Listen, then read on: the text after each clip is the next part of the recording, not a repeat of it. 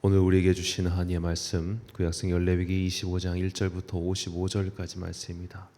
레위기 25장 1절부터 55절까지의 말씀. 이제 봉독하겠습니다. 하나님의 말씀 경청하십시오. 주님께서 시내산에서 모세에게 말씀하셨다. 너는 이스라엘 자손에게 말하여라. 그들에게 다음과 같이 일러라. 내가 너희에게 주기로 한 그 땅으로 너희가 들어가면 나 주가 쉴 때에 땅도 쉬게 하여야 한다. 6해 동안은 너희가 너희 밭에 씨를 뿌려라. 6해 동안은 너희가 포도원을 가꾸어 그 소출을 거두어라. 그러나 7째 해에는 나 주가 심으로 땅도 반드시 쉬게 하여야 한다. 그 해에는 밭에 씨를 뿌려도 안 되며 포도원을 가꾸어도 안 된다. 거둘 때에 떨어져 저절로 자란 것들은 거두지 말아야 하며 너희가 가꾸지 않은 포도나무에서 저절로 열린 포도도 따서는 안 된다. 이것이 땅의 안식년이다. 땅을 이렇게 쉬게 해야만 땅도 너희에게 먹거리를 내어줄 것이다. 너뿐만 아니라 남종과 여종과 품꾼과 너와 함께 사는 나그네에게도 먹거리를 줄 것이다. 또한 너의 가축도 너의 땅에서 사는 짐승까지도 땅에서 나는 모든 것을 먹이로 얻게 될 것이다. 안식년을 7번 세어라. 7년이 7번이면 안식년이 7번 지나 49년이 끝난다. 7째 달 여름날은 속죄일이니 너희는 뿔나팔을 크게 불어라. 나팔을 불어 너희가 사는 온 땅에 울려 퍼지게 하여라. 너희는 50년이 시작되는 이 해를 거룩한 해로 정하고 전국의 모든 거민에게 자유를 선포하여라. 이 해는 너희가 희년으로 누릴 해이다. 이 해는 너희가 유산 곧 분배받은 땅으로 돌아가는 해이며 저마다 가족에게로 돌아가는 해이다. 50년이 시작되는 해에는 너희가 희년으로 지켜야 하는 해다. 희년에는 씨를 뿌리지 말고 저절로 자라는 것을 거두어서도 안 되며 너희가 가꾸지 않은 포도나무에서 저절로 열린 포도도 따서는 안 된다. 그 해는 희년이다. 너희는 그 한 해를 거룩하게 보내야 한다. 너희는 밭에서 난 것을 먹게 될 것이다. 이렇게 희년이 되면 너희는 저마다 유산 곧 분배받은 땅으로 돌아가야 한다. 너희가 저마다 제 이웃에게 무엇을 팔거나 또는 이웃에게서 무엇을 살 때에는 부당하게 이익을 남겨서는 안 된다. 내가 내 이웃에게서 밭을 사들일 때에는 희년에서 몇 해가 지났는지를 계산하여야 한다. 파는 사람은 앞으로 그 밭에서 몇 번이나 더 소출을 거둘 수 있는지 그 횟수를 따져서 너에게 값을 매길 것이다. 소출을 거둘 횟수가 많으면 너는 값을 더 치러야 한다. 희년까지 남은 횟수가 얼마 되지 않으면 너는 값을 깎을 수 있다. 그가 너에게 실제로 파는 것은 거기에서 거둘 수 있는 수확의 횟수이기 때문이다. 너희는 서로 이웃에게서 부당하게 이익을 남기려고 해서는 안 된다. 너희는 하나님 두려운 줄을 알아야 한다. 나는 주 너희의 하나님이다. 그러므로 너희는 내가 세운 규례를 따라서 살고 내가 명한 법도를 지켜서 그대로 하여야 한다. 그래야만 그 땅에서 너희가 안전하게 살 수 있을 것이다. 땅은 소출을 낼 것이고 그것으로 너희가 넉넉히 먹을 수 있을 것이며 거기에서 안전하게 살 수 있을 것이다.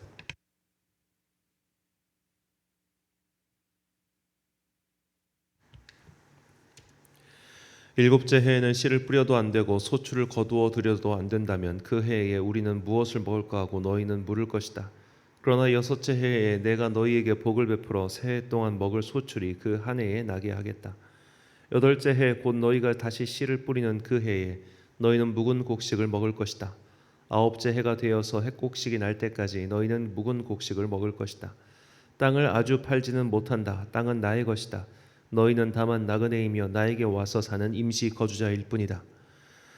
너희는 유산으로 받은 땅 어디에서나 땅 무르는 것을 허락하여야 한다. 내 친척 가운데 누가 가난하여 그가 가진 유산으로 받은 땅의 얼마를 팔면 가까운 친척이 그 판 것을 물을 수 있게 하여야 한다.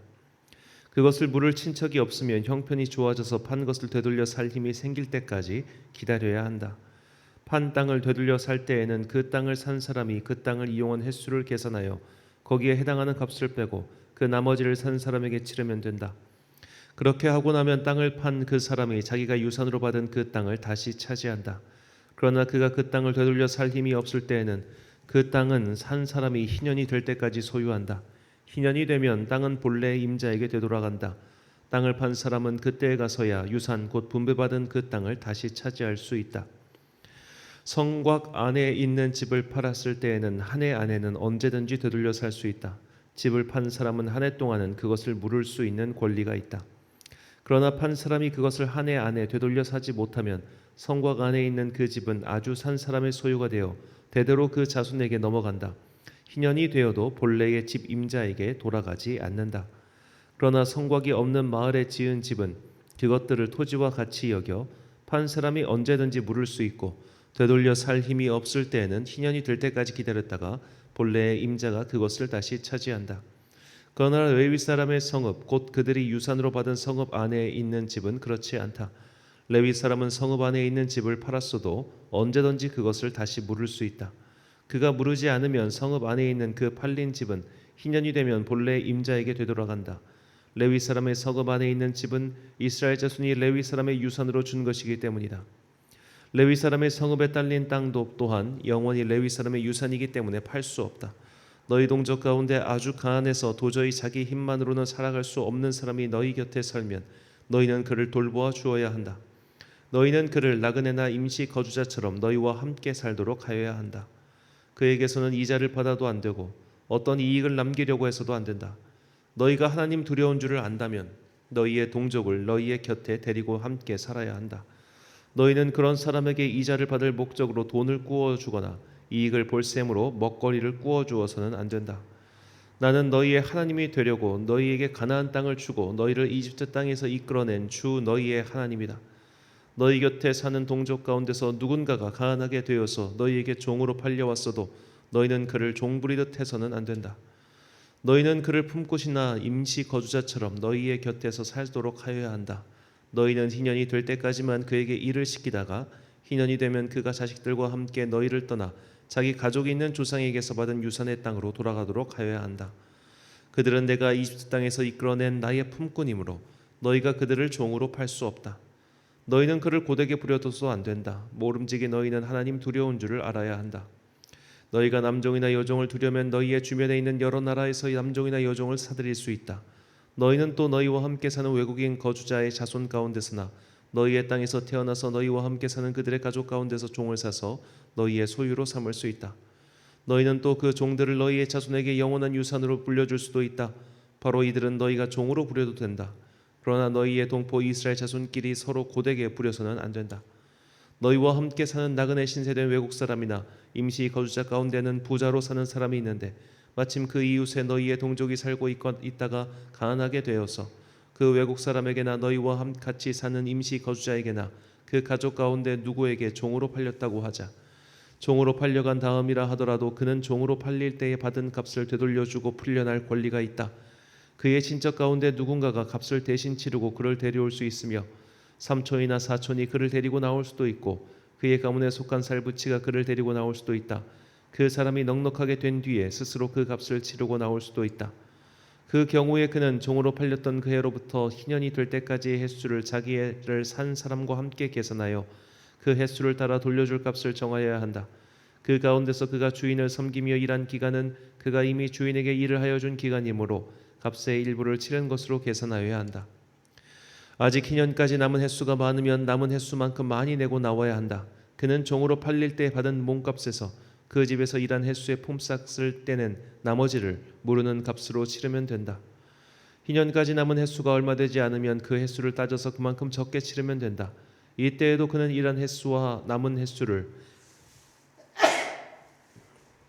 자기를 종으로 산 주인과 함께 계산하여 무르는 값을 정하여야 한다. 주인은 그를 해마다 고용하는 것으로 하고 그를 품꾼으로 대접하여야 한다. 어떤 주인이라도 그 종을 심하게 부려서는 안 된다. 위에서 말한 여러 방법 가운데 어느 하나라도 풀려날 길이 없다 하더라도 희년이 되면 그는 풀려날 수 있다. 자기만이 아니라 자식들도 그와 함께 풀려난다. 이스라엘 자손은 나에게 속한 나의 품꾼이기 때문이다. 그들은 내가 이집트 땅에서 이끌어낸 나의 품꾼이다. 내가 주 너희의 하나님이다. 아멘.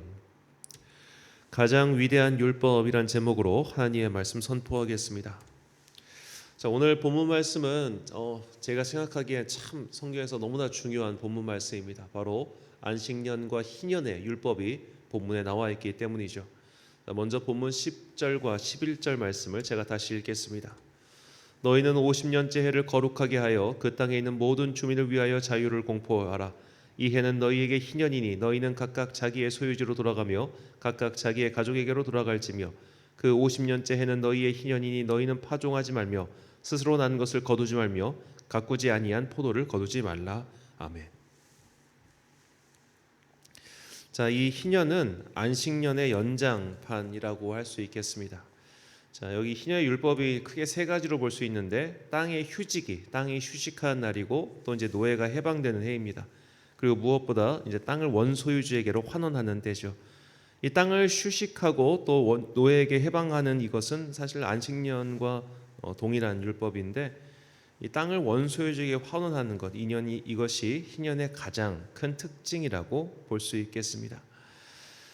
자, 이 본문 23절에서 이것에 대한 근거의 말씀을 말씀하고 있습니다.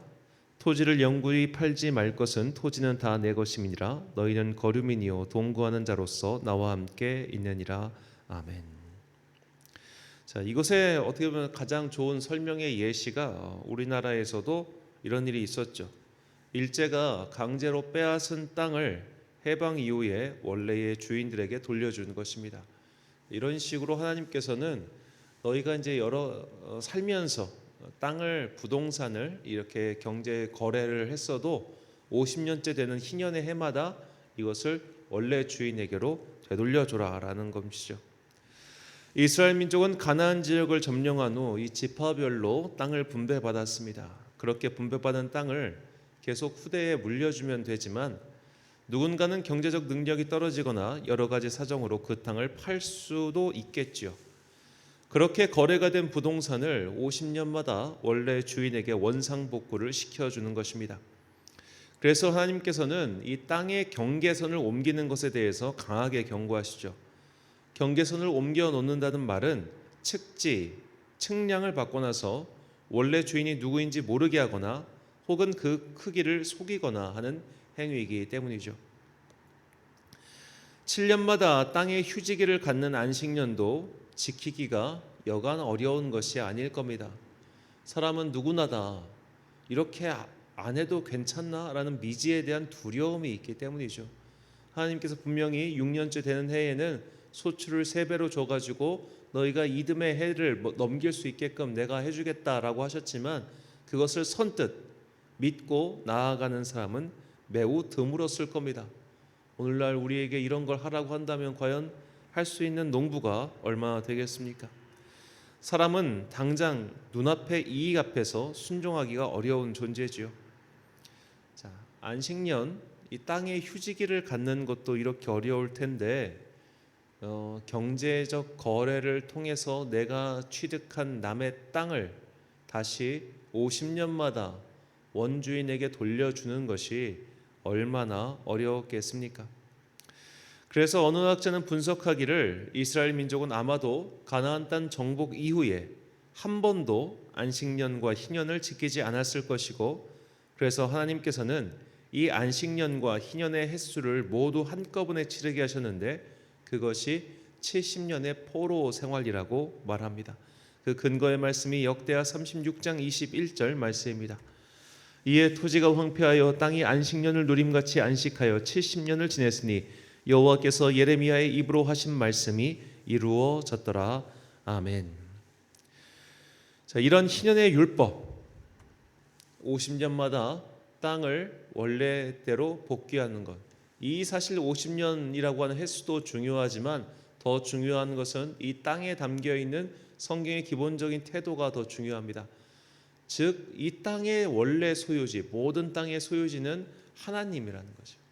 하나님께서 너희에게 일종의 임대를 해주신 거예요. 임대를 해줬기 때문에 너희는 내가 너희에게 임대해 준 것에 대해서 네 것이라고 소유를 주장하지 말고 그 임대한 값을 치러라. 그 값을 치르는 방법이 너희보다 가난한 사람들을 도와주는 것이다 라고 사실 희년의 율법이 말을 하고 있는 것이죠. 자, 오늘날 희년의 율법을 만약에 적용한다면 우리는 삶에서 어떻게 이것을 적용할 수 있겠습니까? 이 희년의 율법을 정말로 국가 단위의 행정체제로 도입하려고 하는 사람이 있었는데 미국의 경제학자이자 관료였던 헨리 조지입니다. 자, 이 사람은 이 희년 율법, 특히 이제 성경 모세의 율법에 굉장히 큰 관심이 있었습니다. 그리고 이것이 단지 성경의 고대의 율법이 아닌 현대에도 충분히 적용될 수 있을 것이라 그렇게 생각했죠. 그래서 이가 이 희년의 율법의 근거로 그는 토지 공 개념을 발전시켰고 이를 현실화한 정책이 토지 단일세였습니다. 그는 토지에서 발생하는 지대, 일종의 땅값이죠. 지대는 개인의 사유재산이 아닌 사회 전체가 향유할 수 있는 공공재라고 생각했습니다. 그가 한 유명한 말이 우리는 토지를 공공의 것으로 만들어야 합니다 였습니다. 이 토지와 자본이라는 그 책에서 나오는 말이죠. 자, 이런 헨리 조지의 토지 공개념을 현대에 적용시킨 나라가 바로 싱가포르입니다. 싱가포르 같은 도시 국가에서 만일 개인이 토지를 수용하는 것을 제한하지 않으면 누군가가 그 도시를 전체를 그냥 왕창 사버릴 수도 있잖아요. 그래서 현대 싱가포르의 아버지라 불리는 리콴유 총리는 이 토지의 국유화를 강력하게 추진했고 마침내 90%의 토지를 국유화시키기에 이르렀습니다. 싱가포르의 목표는 모든 국민이 자기 집을 소유하는 데 있죠. 자, 헨리 조지의 이런 사상을 이어받아 한국에 이 토지 공개념을 전파한 사람이 있습니다. 바로 예수원을 만든 영국 성공의 사제인 대천덕 신부입니다. 대천덕 신부는 예수원을 설립한 이후 계속해서 이 한국의 대통령들에게 서한을 보내서 한국 또한 토지 공개념을 실천해야 한다고 주장했습니다. 김영삼 정권 때부터 이분이 계속해서 대통령들에게 서한을 보내셨다고 그렇게 말을 하더라고요. 이렇게 대천덕 신부님 밑에서 훈련을 받은 경제학자 단체가 있는데 이 경북대학교 명예교수인 김윤상 교수를 비롯한 일련의 학자들입니다. 이들을 보통 헨리 조지 학파라고 부르기도 합니다. 자, 이런 토지 공개념, 이것은 사실 위헌 판결이 나왔습니다. 왜냐하면 현재 제도하에서는 이 사유재산제를 부정하는 듯한 개념이 이 토지 공개념 안에 있기 때문이죠. 하지만 이분들의 주장은 현재 개인이 소유한 부동산들을 등을 국가에서 채권을 발행해 구매하는 방법을 써서라도 그 목적은 우분별한 부동산 투기를 억제하고 사회 전체가 함께 사는 방향으로 가야 한다는 주장입니다. 그래서 얼마 전 사회적 문제가 된 이 빌라를 1000개나 소유한 빌라왕이 갑자기 죽어가지고 뭐 이렇게 전세 전환이라든지 부동산 거래가 일시적으로 어려워지는 그런 사태가 있었죠. 자, 우리나라 부동산 문제가 그야말로 어제 오늘의 일이 아니기 때문에 이 헨리 조지 학파들의 주장은 이 계속해서 올라가는 땅값, 지역 간의 불균형, 여러 또 젠트리피케이션 등 여러 가지 부동산으로 발생할 수 있는 사회 문제를 우리가 해결하고 넘어가지 않으면 이 나라는 공멸할 수밖에 없다라고 그들은 말하고 있는 겁니다. 그런데 이분들도 이 본인들 스스로 인정하시는 바이지만 이 정치권에서 이분들의 주장에 흥미를 가지면서 오히려 이분들의 이 순수함이 참 안타깝죠. 좀 흐려졌어요. 때는 2017년 민주당 대선 후보 경선 때 일입니다. 당시 1위 후보는 문재인이었고 2위 후보는 안희정이었습니다. 이때 대선 후보로 급부상한 이가 당시 성남시장이었던 이재명이죠. 이재명 당시 시장은 이 성남시정을 성공적으로 이끌었다는 명분으로 대선 후보 경선에 참여했습니다. 하지만 그분이 시단위 행정에만 했기 때문에 이 전국 단위의 정책을 내놓아야 했지요.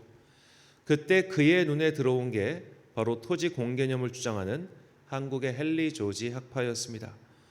이 학파의 교수들도 이 유력한 정치인의 도움을 받으면 이 토지 정책을 보다 현실화하거나 최소한 공론화할 수 있을 거란 기대에 이재명 캠프에 합류했죠.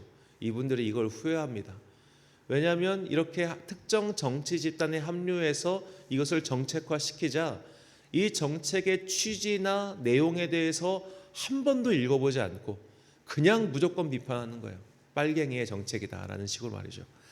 더구나 또 어느 민주당에 굉장히 좀 비호감 정치 인사가 있는데 이분이 또 이거를 괜히 쓸데없이 얘기를 해가지고 이것 마치 헨리 조지의 토지 공개념이 공산주의 정책이다 이렇게 비난하는 분들도 있더군요.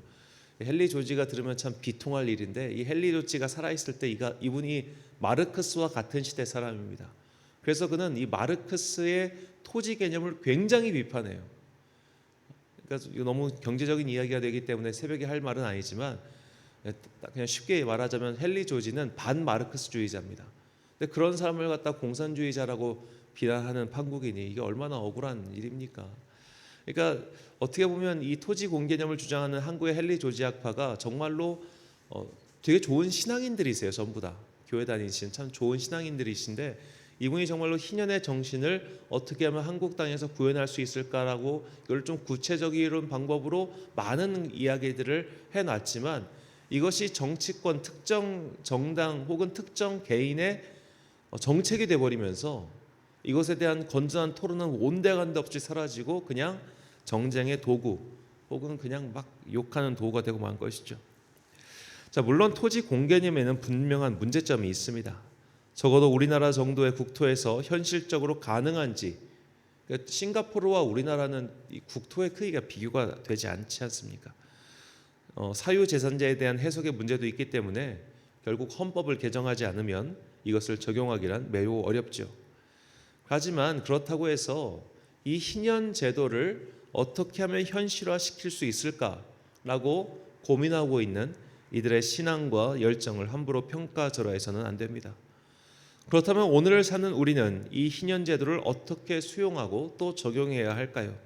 이 희년 율법을 알고 있어야 제대로 해석할 수 있는 말씀이 누가복음 16장에 나오는 불의한 청지기의 비유입니다. 누가복음 16장 5절부터 9절까지의 말씀입니다.